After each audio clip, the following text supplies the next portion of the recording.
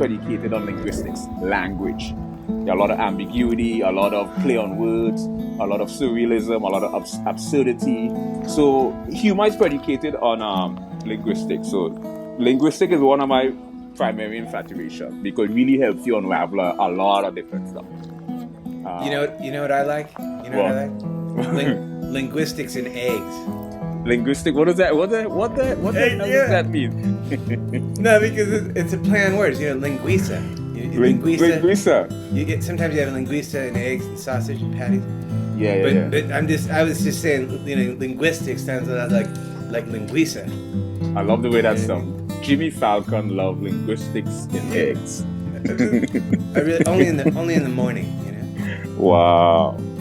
I'm so excited. I'm going to blow this show up, man. You have no idea. Am I allowed to blow this show up on my social media? I wish you would. I really do. Oh, you have no idea what's coming. I've watched every episode. I've seen all the celebrities.